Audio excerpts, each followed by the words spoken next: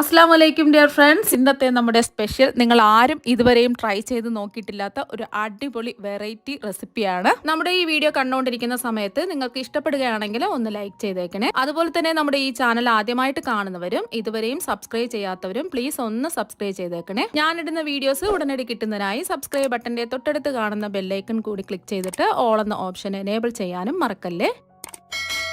ആദ്യം തന്നെ ഇതിനായിട്ട് ഒരു ബൗളിലേക്ക് 250 ml കപ്പിന് 1 കപ്പ് റവ ഇട്ട് കൊടുക്കാം. വറുത്തതോ വറുക്കാത്തതോ ഏത് റവ വേണമെങ്കിലും എടുക്കാവുന്നതാണ്.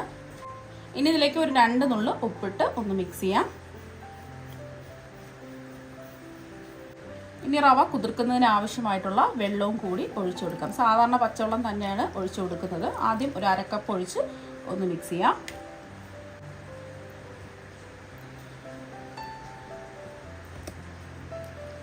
റവ നമുക്ക് നല്ലതുപോലെ ഒന്ന് കുതിർന്ന് കിട്ടണം. കുറച്ചും കൂടെ വെള്ളം ഒന്ന് ഒഴിച്ചു കൊടുക്കാം. ഞാൻ വെള്ളം ഫുള്ളായിട്ട് ഇതാ ഒഴിച്ചു കൊടുത്തിട്ടുണ്ട്. നമ്മൾ റവ അളന്നെടുത്ത അതേ കപ്പിൽ തന്നെ 1 കപ്പ് വെള്ളവും ഒഴിച്ചു കൊടുത്തിട്ടുണ്ട്. റവ നല്ല സോഫ്റ്റായിട്ട് കുതിർന്ന് കിട്ടണം. അപ്പോൾ കുറച്ച് സമയം നമുക്ക് ഇത് റെസ്റ്റ് ചെയ്യാൻ വേണ്ടിയിട്ട് മൂടി വയ്ക്കാം. ഇനി ഒരു പാത്രത്തിലേക്ക് 250 ml കപ്പിന് 1 കപ്പ് പഞ്ചസാര ഇട്ട് കൊടുക്കുക. ഇനി ഇതിലേക്ക് ഒരു 2 ടേബിൾ സ്പൂൺ വെള്ളം ഇതുപോലെ ഒന്ന് ഒഴിച്ചു കൊടുക്കുക. ഒന്നും ചെയ്ത് കുറച്ച് സമയം ഇങ്ങനെ തന്നെ ഇരിക്കട്ടെ. നമ്മൾ പഞ്ചസാര കാരമലൈസ് ചെയ്തെടുക്കാൻ പോവുകയാണ്. ഫ്ലെയിം മീഡിയം ഫ്ലെയിം വയ്ക്കുക.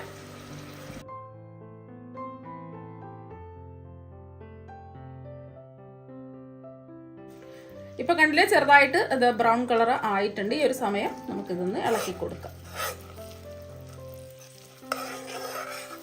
ഇളക്കി കൊടുത്തതിന് ശേഷം ഫ്ലെയിം കുറച്ച് വെക്കാം. നമ്മൾ ആദ്യം മീഡിയം ഫ്ലെയിമിലാണ് വെച്ച് കൊടുത്തിട്ടുള്ളത്. ഇനി ഫ്ലെയിം കുറച്ച് വെച്ച് കൊടുക്കുക. കുറച്ചും കൂടി ഒന്ന് ആവാനുണ്ട്. ഇപ്പൊ ഒരു ഗോൾഡൻ നിറം ആയിട്ടുണ്ട്. ഒരുപാട് അങ്ങ് ബ്രൗൺ നിറം ആവാൻ നിൽക്കരുത്, എന്നാൽ പിന്നെ ഒരു കയ്പ്പ് രസം ഉണ്ടാവും. ഈ ഒരു സമയം ഫ്ലെയിം ഓഫ് ആക്കിയിട്ടോ അല്ലെങ്കിൽ ഫ്ലെയിം കുറച്ച് വെച്ചിട്ടോ ഇതിലേക്ക് ആവശ്യത്തിനുള്ള വെള്ളം ഒഴിച്ചു കൊടുക്കാം. ഞാനിപ്പോൾ 1.5 കപ്പ് വെള്ളം കുറച്ചായിട്ട് ഇതുപോലെ ഒന്ന് ഒഴിച്ചു കൊടുക്കാം. മാറി നിന്നിട്ട് വേണം ഒഴിക്കാനായിട്ട്. സാധാരണ പച്ചവെള്ളം തന്നെയാണ് ഒഴിച്ചു കൊടുക്കുന്നത്. ഞാനിപ്പോൾ 1.5 കപ്പ് വെള്ളം ഇതാ ഒഴിച്ചു കൊടുത്തിട്ടുണ്ട്. വീണ്ടും നമുക്ക് ഇതൊന്ന് ഇളക്കി കൊടുക്കാം. നല്ലതുപോലെ ഒന്ന് തിളച്ച് വരട്ടെ.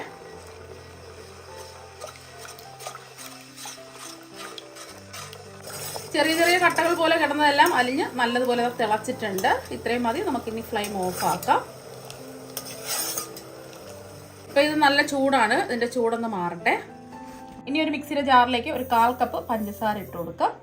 ഇതിലേക്ക് ഒരു 5 ഏലക്കയും കൂടി ഇട്ട് നന്നായിട്ടൊന്ന് പൊടിച്ചെടുക്കാം. പഞ്ചസാര പൊടിച്ചെടുത്തിട്ടുണ്ട്. ഇനി ഇതിലേക്ക് 3 പാളയംകുടം പഴം കൂടി ഇട്ട് കൊടുക്കാം. പാളയംകുടം പഴം അല്ലെങ്കിൽ മൈസൂർ പഴയുടെ, ഞാനിപ്പോൾ ചെറിയ 3 പഴമാണ് എടുത്തിട്ടുള്ളത്. കുറച്ച് വലുപ്പമുള്ള പാളയംകുടം പഴമൊക്കെ ആണെന്നുണ്ടെങ്കിൽ ഒരെണ്ണം എടുത്താൽ മതി. അതും കട്ട് ചെയ്ത് ഇതിലേക്ക് ഇട്ട് കൊടുക്കാം. കട്ട് ചെയ്തെടുത്ത പഴം ഇടാം. അതുപോലെ തന്നെ ചിരകിയ തേങ്ങ 1 കപ്പ് ഇട്ട് കൊടുക്കുക. ഇനി ഇതിൽ വെള്ളമൊന്നും ഒഴിക്കേണ്ട ആവശ്യമൊന്നുമില്ല. നല്ലോണം ഒന്ന് അരച്ചെടുക്കാം. അപ്പൊ നല്ലവണ്ണം ഇതാ അരച്ചെടുത്തിട്ടുണ്ട്. ഇനി ഇതൊരു ബൗളിലേക്ക് മാറ്റാം. അപ്പൊ ഇതിവിടെ ഇരിക്കട്ടെ. നമ്മൾ റവ വെള്ളം ഒഴിച്ച് റെസ്റ്റ് ചെയ്യാൻ വെച്ചിട്ട് ഒരു 15 മിനിറ്റ് കഴിഞ്ഞിട്ടുണ്ട്. ഇപ്പൊ റവയെല്ലാം കണ്ടില്ലേ, നല്ലോണം കുതിർന്ന് സോഫ്റ്റ് ആയിട്ട് ഇത് വന്നിട്ടുണ്ട്. ഇനി ഇത് ഒരു മിക്സിയുടെ ജാറിലേക്ക് ഇട്ട് കൊടുക്കുക. അപ്പൊ മിക്സിയുടെ ജാറിലേക്ക് ഇതാ മാറ്റിയിട്ടുണ്ട്.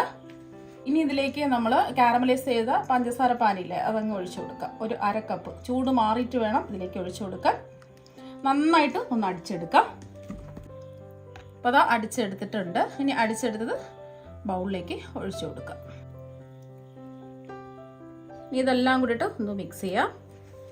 നമ്മൾ അടിച്ചെടുത്ത പഴവും റവ അടിച്ചെടുത്തതും കൂടി ഒന്ന് മിക്സ് ചെയ്യാം. ഇപ്പോൾ ഇതാ ഒന്ന് മിക്സ് ചെയ്തെടുത്തിട്ടുണ്ട്. ഇനി ഇതിലേക്ക് 250 ml കപ്പിന് 1 കപ്പ് വറുത്ത പച്ചരിപ്പൊടി ഇട്ട് കൊടുക്കാം. ഇടിയപ്പം, അപ്പം, പത്തിരിക്കൊക്കെ എടുക്കുന്ന വറുത്ത പച്ചരിപ്പൊടിയാണ്. ഒട്ടും തരിയൊന്നുമില്ലാത്ത പച്ചരിപ്പൊടി വേണം എടുക്കാനായിട്ട്. ഇനി ചൂട് മാറിയ ഷുഗർ സിറപ്പ് മുഴുവനും അങ്ങ് ഒഴിച്ചു കൊടുക്കാം. വീണ്ടും ഒന്ന് മിക്സ് ചെയ്യാം. അപ്പോൾ എല്ലാം നന്നായിട്ട് ഇതാ ഒന്ന് മിക്സ് ചെയ്തെടുത്തിട്ടുണ്ട്. ഒട്ടും കട്ടകളൊന്നും ഉണ്ടാവാൻ പാടില്ല. അപ്പം നമ്മളെടുത്ത കാരമൽ സിറപ്പ് കറക്റ്റ് ആയിരുന്നു. ഇതാ ഈ ഒരു കട്ടിക്ക് വേണം നമുക്ക് ഈ മാവ് റെഡിയാക്കി എടുക്കാൻ. അഥവാ കുറച്ച് ലൂസായി പോയിട്ടുണ്ടെന്നുണ്ടെങ്കിൽ കുറച്ചും കൂടെ അരിപ്പൊടി ഇട്ട് ഈ ഒരു പരുവത്തിന് ആക്കിയെടുക്കാം. അഥവാ നിങ്ങൾക്ക് കട്ടി കൂടി പോയിട്ടുണ്ടെന്നുണ്ടെങ്കിൽ കുറച്ച് തിളപ്പിച്ചാറിയ വെള്ളം കൂടി ഒഴിച്ചു കൊടുത്താൽ മതിയാകും. നമ്മളെടുക്കുന്ന ഓരോ അരിപ്പൊടിക്ക് അനുസരിച്ച് നമ്മൾ ഒഴിച്ചു കൊടുത്ത കാരമൽ സിറപ്പിന് വ്യത്യാസം വരും. അപ്പോൾ ഈ ഒരു കട്ടിക്ക് വേണം നമുക്ക് റെഡിയാക്കി എടുക്കാം. അപ്പോൾ ഇതെല്ലാം ഒന്ന് സെറ്റായി കിട്ടുന്നതിന് വേണ്ടിയിട്ട് കുറച്ച് സമയം ഒന്ന് മൂടി വയ്ക്കാം. ഇനി ചൂടായി കിടക്കുന്ന ഒരു പാനിലേക്ക് 1 ടേബിൾ സ്പൂൺ നെയ്യ് ഒഴിച്ചു കൊടുക്കാം. നെയ്യ് ഒന്ന് ചൂടാവട്ടെ. ഇനി ചൂടായി കിടക്കുന്ന നെയ്യിലേക്ക് കുറച്ച് തേങ്ങാക്കൊത്ത് ഇതുപോലെ ചെറുതായിട്ട് കട്ട് ചെയ്ത് ഇട്ട് കൊടുക്കും.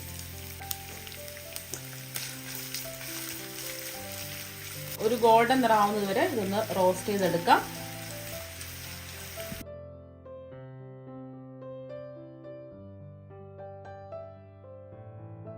ഇപ്പൊ തേങ്ങാക്കൊത്തെല്ലാം നല്ലൊരു ഗോൾഡൻ നിറമായിട്ടുണ്ട്.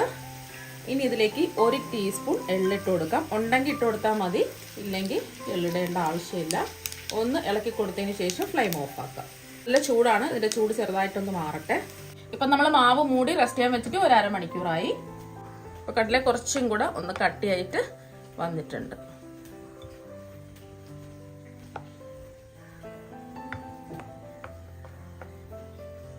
ഇനി ഇതിലേക്ക് നിങ്ങൾക്ക് വേണമെന്നുണ്ടെങ്കിൽ 2 നുള്ള് ബേക്കിംഗ് സോഡ കൂടി ചേർത്തിട്ട് ഒന്ന് ഇളക്കി യോജിപ്പിച്ചെടുക്കാം. ഞാനിപ്പോൾ ബേക്കിംഗ് സോഡ ചേർക്കുന്നില്ല, സോഡാപ്പൊടിയാണ്.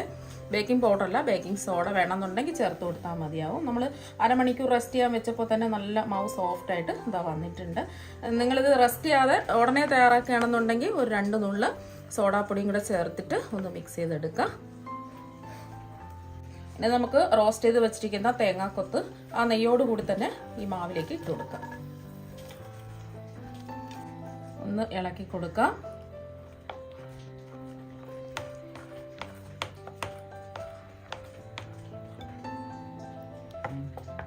നന്നായിട്ട് ഒന്ന് ഇളക്കി കൊടുക്കുക. അപ്പം നമ്മുടെ ബാറ്റർ ഇതെവിടെ റെഡി ആയിട്ടുണ്ട്. ഈ ഒരു കട്ടിക്ക് വേണം ബാറ്റർ റെഡിയാക്കി എടുക്കാൻ. ഇനി വേണ്ടത് ഏതെങ്കിലും ഒരു ചോക്ലേറ്റ് ആണ്. ഇനി ചെറിയ ചെറിയ പീസായിട്ട് ഒന്ന് മുറിച്ചിടാം.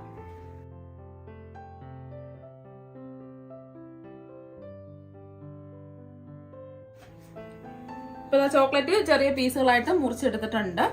ഇനി ഇത് ഫ്രൈ ചെയ്തെടുക്കുന്നതിന് വേണ്ടിയിട്ട് ഒരു ഉണ്ണിയപ്പത്തിന്റെ ഒരു കടായി ഇത് എടുത്തിട്ടുണ്ട്. ഇതിലേക്ക് കുറച്ച് എണ്ണ ചൂടാക്കാൻ വെച്ചിട്ടുണ്ട്. എണ്ണ ചൂടാതിന് ശേഷം ഇതിലേക്ക് കുറച്ച് മാവ് ഒഴിച്ചു കൊടുക്കാം. കുഴിയുടെ അരഭാഗത്തോളം മാവ് ഒഴിച്ചു കൊടുക്കാം. നടുഭാഗത്തായിട്ട് ഒരു ചോക്ലേറ്റ് വെച്ച് വീണ്ടും കുറച്ച് മാവ് ഒഴിച്ചു കൊടുക്കാം.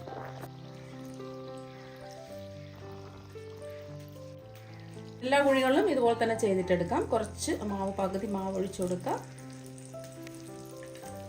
ഒരു ചോക്ലേറ്റ് നടുക്ക് വെക്കാം. ബാക്കി മാവും കൂടി ഒഴിച്ചു കൊടുക്കാം.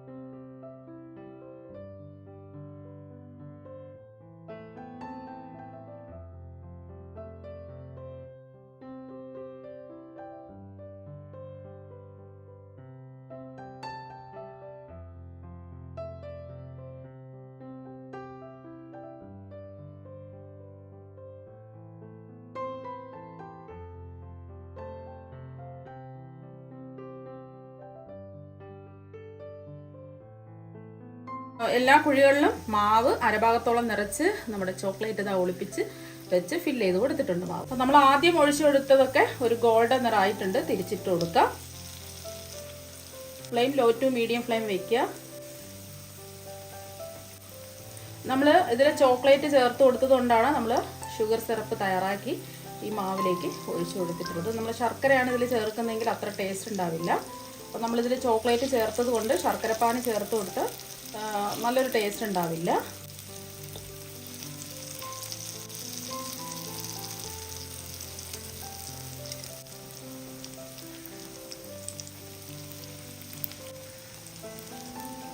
അപ്പോൾ എല്ലാം തിരിച്ചിട്ട് കൊടുത്തിട്ടുണ്ട്. ഈ വശവും നല്ലൊരു ഗോൾഡൻ നിറമാവട്ടെ. അപ്പോൾ ഈ വശവും നല്ലൊരു ഗോൾഡൻ നിറം ആയിട്ടുണ്ട്. ഇനി എണ്ണയിൽ നിന്ന് നമുക്ക് കോരി മാറ്റാം. ഇതുപോലെ എണ്ണയിൽ നിന്ന് എല്ലാം കോരി മാറ്റാം. അപ്പോൾ കണ്ടില്ലേ, ഒട്ടും എണ്ണയൊന്നും കുടിച്ചിട്ടില്ല. അപ്പോൾ വളരെ പെട്ടെന്ന് റെഡിയാക്കി എടുക്കാൻ പറ്റുന്ന ചോക്ലേറ്റ് ഉണ്ണിയപ്പം ദാ ഇവിടെ റെഡി ആയിട്ടുണ്ട്. കുട്ടികൾക്ക് ഒരുപാട് ഇഷ്ടാവും. അപ്പോൾ കണ്ടില്ലേ, ഒട്ടും എണ്ണയൊന്നും കുടിക്കാതെ നല്ല പെർഫെക്റ്റ് ആയിട്ട് ഇതാ കിട്ടിയിട്ടുണ്ട്. നല്ല സോഫ്റ്റ് ആയിട്ടാണ് ഇരിക്കുന്നത്. ഇനി ഈ ഉണ്ണിയപ്പം ഒന്ന് മുറിച്ച് കാണിച്ചു തരാം.